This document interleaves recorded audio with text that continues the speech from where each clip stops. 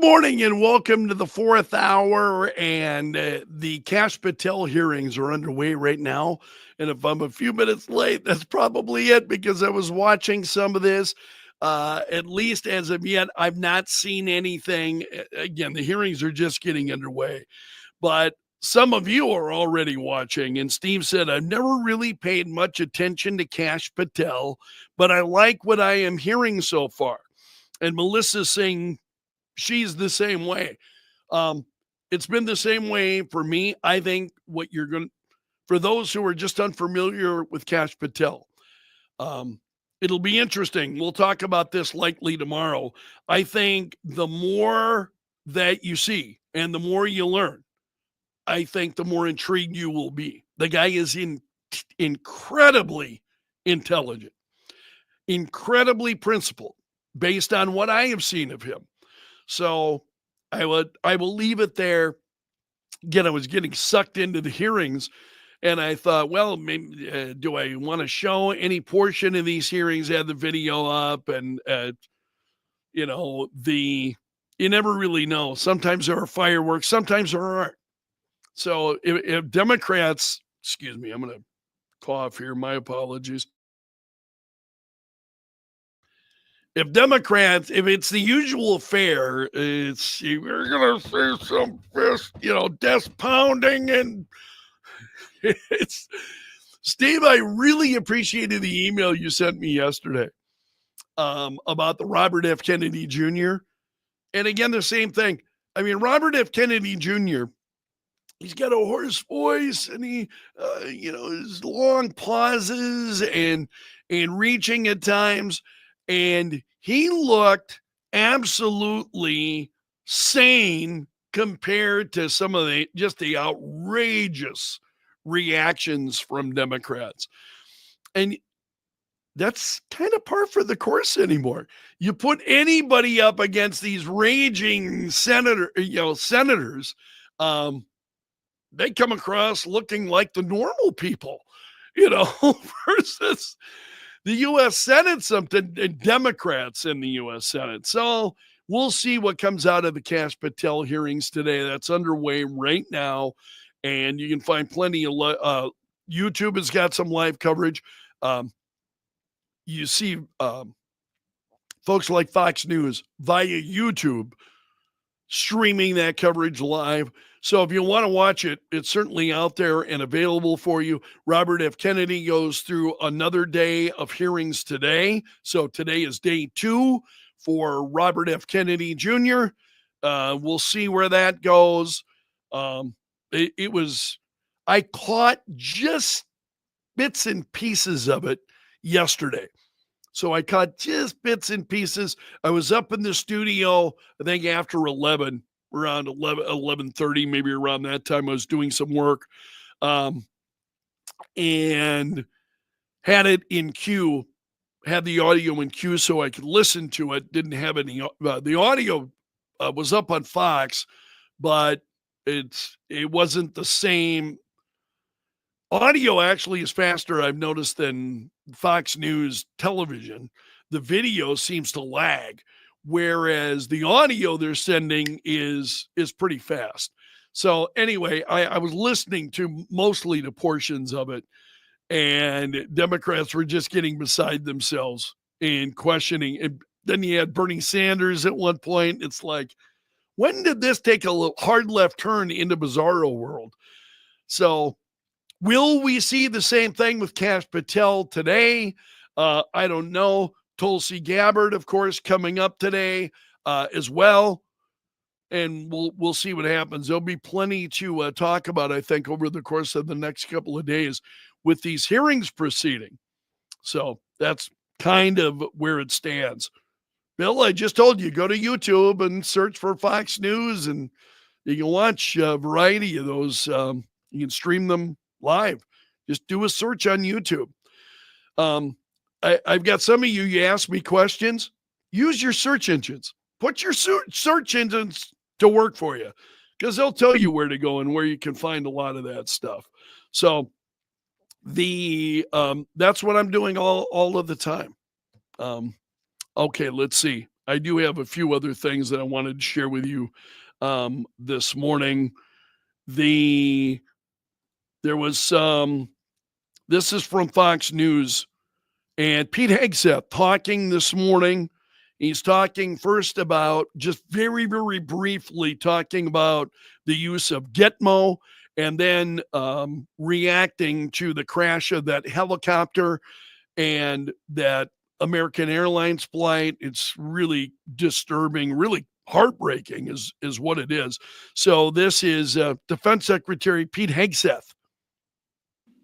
All right, update this morning. Just got off the phone with the Southcom commander and the chairman, the Joint Chiefs, talking about our efforts at Guantanamo Bay. That is ongoing. We're leaning forward on supporting the president's directive to make sure that we have a location for violent criminal illegals as they are deported out of the country. Violent criminal illegals. Make sure you hear that in real time. But I also wanted to give an update on the tragedy that happened last night here in Washington, D.C., and provide a little bit more information as we are actively working to investigate and understand what occurred and why. At about 8:48 last night, a UH-60 assigned to the U.S. Army Aviation Brigade in the Military District of Washington, Fort Belvoir, Virginia, collided tragically with a civilian airliner. The unit involved, the Army unit involved, was Bravo Company 12th Aviation Battalion at Fort Belvoir. It was an annual proficiency training flight. And when we look at the crew, and not all can have been notified, so we're going to withhold ranks and names at this point. We do know on our side who was involved. It was a fairly experienced crew, and that was doing a required annual night evaluation. They did have night vision goggles. The 12th Aviation Battalion, as of now, is granted a 48-hour operational pause on contingency missions as what happened is reviewed, and a senior level aviation team, an investigative team from our Aviation Safety Center, was deployed last night and already is in Washington, D.C. to investigate what's going on. We anticipate that the investigation will quickly be able to determine whether the aircraft was in the corridor and at the right altitude at the time of the incident. As I mentioned, next of kin notifications are ongoing. It's a tragedy, a horrible no question for those 64 souls on that civilian airliner, and of course, the 3 soldiers in that Black Hawk. They're in our prayers, their families, and their communities. As people are notified, I can't imagine. And I know it's gone from a rescue mission to a recovery mission, and we're with all the first responders that are moving actively too. So at the Defense Department, our thoughts and prayers go out. We are actively investigating to find out what happened and why. And as we get updates, you will have them. So there you go. That's the update from Pete Hegseth about that Black Hawk chopper going down. I wanted to share that with you a little here this morning. That was really a heartbreaking story, I think, this morning as you watch that. And pretty early on this morning, they were saying, doesn't appear that any survivors, everyone involved was sadly killed. Just really kind of shocking. Okay, a couple of other stories I will share with you this morning. I wanted to, why did I pull that story up? Oh, yeah. The New York Post saying no survivors expected after that flight collided with the military helicopter. So that's the deadliest U.S. crash since 2009. So you had at least 14 members of the U.S. figure skating team that were on board, and really, really crazy. There's a man who's sharing his story. You can find this at the New York Post. He received a text message from his wife that she was landing minutes before the flight crashed. And he was waiting at the Washington, D.C. airport. There are a lot of heartbreaking stories, I think, that are going to be coming out of this. Okay, also, Bill Gates, surprised by the rightward turn at Silicon Valley. Bill Gates saying he'll do his best to work with Trump. Okay, show of hands. How many of you believe that? That Bill Gates is going to be doing his best to work with Trump. And this just gets crazy. So, what are his thoughts? He said, I always thought of Silicon Valley as being left of center. Left of center. How about way out left field? Far left field, left of center. But he said the fact now there is a significant right of center group is a surprise to me. Yeah, I'm sure it is. I'm sure it is. That's interesting, though. He said, I will engage this administration just like I did the first Trump administration as best I can. We'll see. Gates saying, incredible things happen because of sharing information on the internet. Yeah. And then he was talking about Facebook and Twitter, and he said, you see ills that I have to say I did not predict. I think it would have been really, really difficult to predict what the impact of Facebook was going to be, what the impact of being online. And I think there are a lot of things when it comes to being online, a number of things that we see transpiring there that I think would surprise us, all of us. You know, there are things happening online that I would say very candidly, I never expected to see this. Other things that I think sadly were kind of predictable. One of the things that at least is very, very troubling to me is people isolating themselves because doing things online, and they isolate themselves. And so their friends, how often are you actually, seeing your friends and engaging with them in a personal way versus, doing it online? That has become, online has become the new norm versus actually seeing your friends and going out and having a bite or having a conversation over coffee or, going to a movie, those kinds of things. Now you've got so many people that when it comes to movies, they would just rather stay home. They don't want to go out to a movie theater. Me, I love the movie theater experience, but we just see so many changes, I think, because of the being online and our presence online. And I don't wish to sound like a hypocrite. Obviously, here I am online. I'm reaching out to you on Facebook. I'm reaching out, or YouTube, or wherever you happen to be. And I'm doing that. That's a way of connecting with you versus, but am I on, would I rather have a phone conversation, for instance, with my family versus doing it all online? Well, I'd rather talk to them on the phone. I'd have at least some kind of personal connection. Family winds up being separated and that becomes more difficult. So I understand some of the challenges. I think we all face that. But what we have seen are a growing number of people who would rather just be online and conduct their affairs online as much as they can. And that is heartbreaking a little bit to me, I think, versus having those, I don't want to call them real life, because the relationships that we have online are very much real life relationships, but connecting with people personally, I just think, at least for me, I don't know how you feel about that. I feel very, very strongly about it. David, I understand what you're saying. Few good movies these days. That's very true. I think I mentioned this the other day. I do I go for a walk every day after work. I go to the Western Mall, and that's where I walk. And as I'm walking, I walk right by all of the movie posters for the movies at the West Mall theaters. And so I'm pretty aware of what they're showing.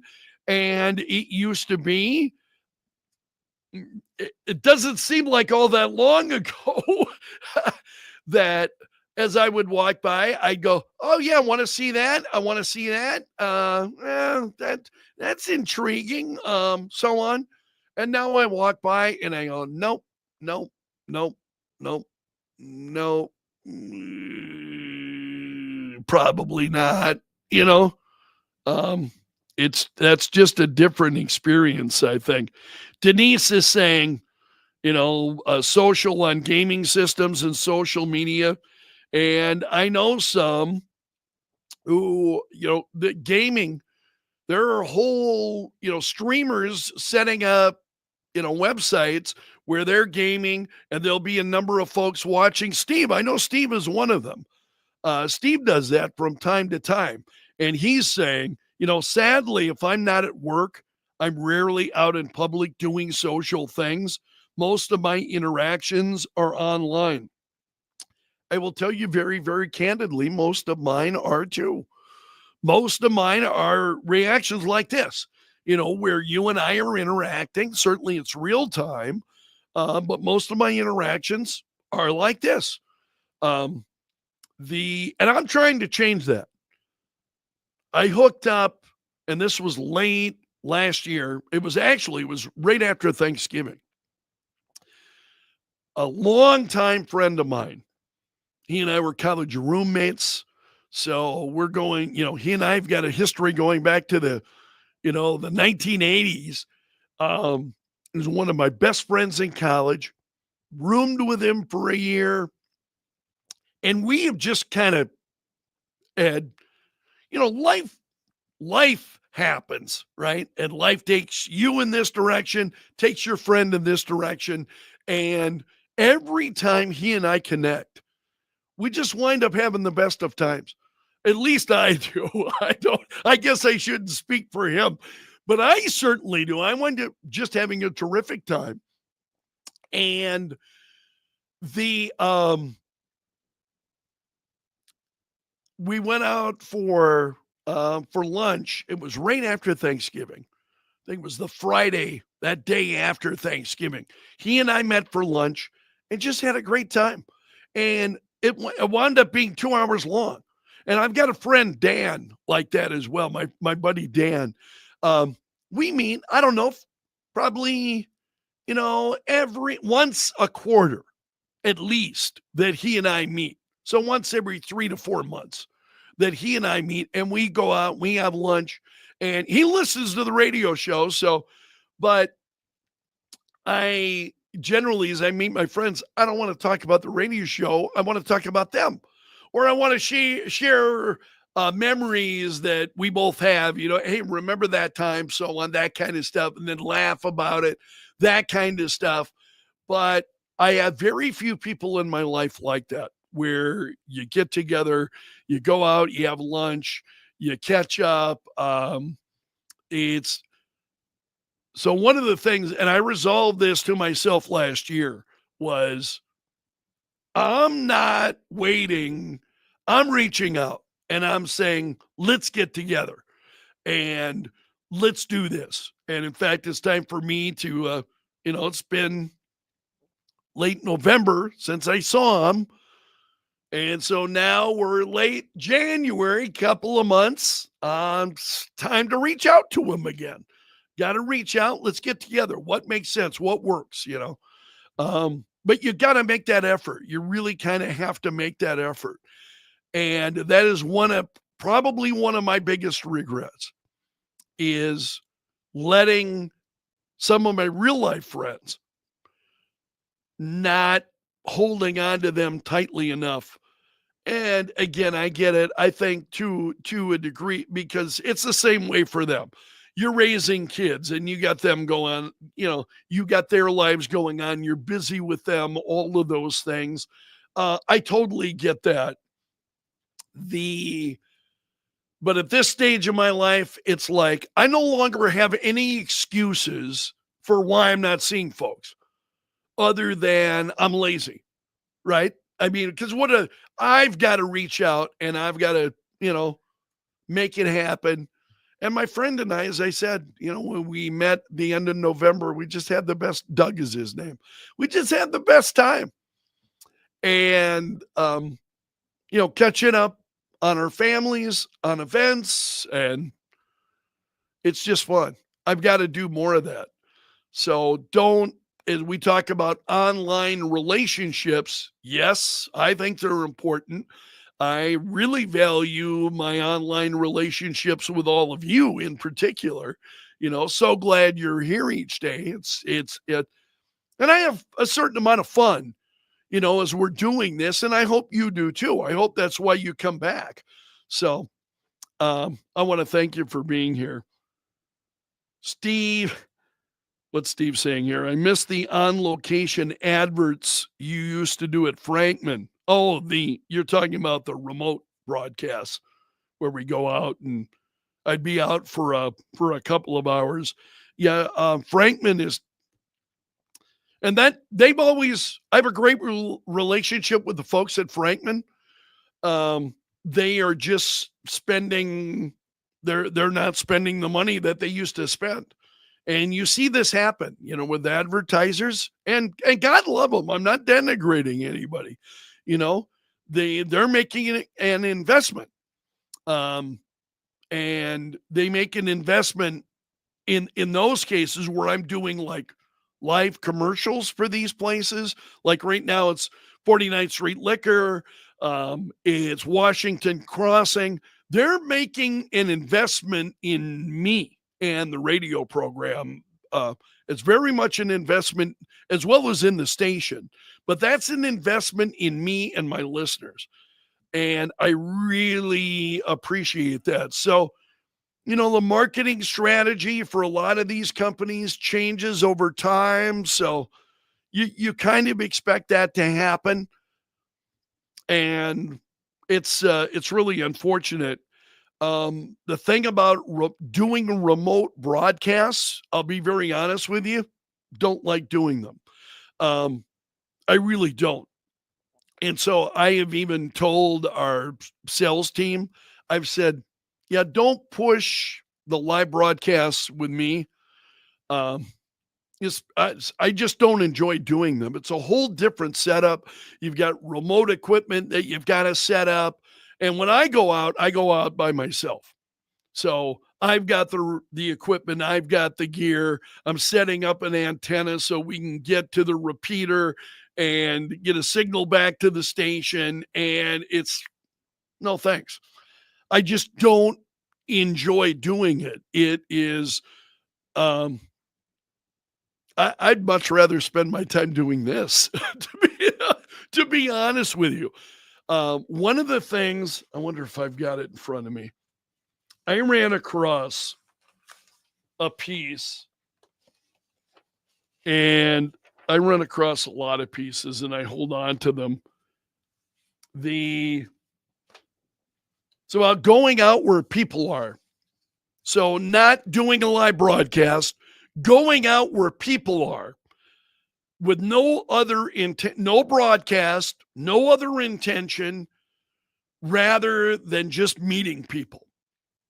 So for instance, let's say Stampede hockey game, to go out to a Stampede hockey game just to greet people as they're coming in, kind of maybe you're standing there in station gear so folks can see you. Maybe those who know you, that I want to appear at places where you are. Do you understand am I making that clear? Appearing places where you are and trying to meet folks that way. I think that to me would be more fun than, doing a live broadcast somewhere. And again, then at that point I'm working, right? So I've got an obligation to the client and I want to make sure I get that done. So I want to meet folks. I think the difference was there was always a little bit of a difference excuse me, as I would go out and do some of the live broadcasts for Community Blood Bank, those were different because I'm not being paid to be there. I'm doing that because I want to bring attention. I want to highlight giving blood. Here's an opportunity for you to give blood, visit with people while I'm out there. And those were always a little bit more fun. But when I'm doing a live broadcast or a live remote, where you just do you're on the air for 60 seconds, doing a commercial, that's a little bit different because I got a pretty serious obligation. They're spending money with us, and you've got a pretty serious obligation then to the client to make sure you're on top of your game, and you want to make sure again, these are all live. They're not scripted. So you want to make sure you're hitting the things that they want to hit. Boom, boom, boom, boom. That's much different from just being out and meeting folks and engaging with people. And that I very much enjoy. Haven't always enjoyed doing that. That has changed, especially over the years, during my time on Kello, especially. So the last 25 years, I've really changed my philosophy in that regard. And I enjoy doing it. So that is something I would like to do this year. Start picking out events where I know people are going to be. This is where people are going to be, and then going there and not disrupting the event, but, standing outside and, with station gear on, so it's me, and greeting people. And maybe you show up and you're like, hey, I didn't know you were going to be here, that kind of thing. Some air personalities are doing that, and they're getting really good response in doing so. And I thought, you know what? Now that's something I could really enjoy. And I enjoy meeting you. And I've told you this before. You see me somewhere, please introduce yourself, because please, I appreciate it. I wanted a good number of people who listen will never call the program. The number of folks who call, it's a very small percentage of overall listeners that will actually call the radio station and want to make their opinion known. Now, again, I'm really grateful for all those people. I'm not denny, but the reality is that most people will never call. And one of the reasons why I like this idea of being out where people are and maybe they know me is I think that'll be a chance for folks to be able, and for me, to actually get those folks that I would not otherwise meet. And I love that when it happens. I really do. And I mean that very sincerely. When I go out, I'll be shopping, for instance. That's when it happens most. Because otherwise, when am I out? I mean, I'm out either walking, shopping, or I'm home, right? So when I'm out shopping, I have folks every now and again who will say, hey, I listen to you all the time, and I just wanted to say hello. And I always ask them, what's your first name? I have this happen at Lewis, too, at my Lewis store. Every now and then again, somebody will stop me. And they'll say, I listen all the time. I never call. And I hear that all the time. I mean, like 99% of the people I meet say, man, I will never call, but, and I'm like, it's okay. That's most people. Most people will never call the radio station.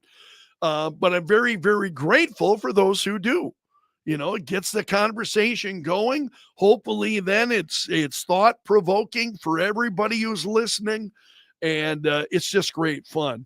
So it's one of the reasons why I encourage you so much. You run into me somewhere, please say something, please introduce yourself and let me know that you listen. And I'm just really, really grateful for that. I have already hit the half-hour mark. I'm going to leave things there today. Oh, we got a growing number of people who are leaving the stream. That's a pretty good sign. It's time to go. I want to thank you so much for being here. Hit the like button before you leave. Do that, and I'll be very, very grateful to you. Take care. Hope to see you again tomorrow. So long until then, my friend. Take care.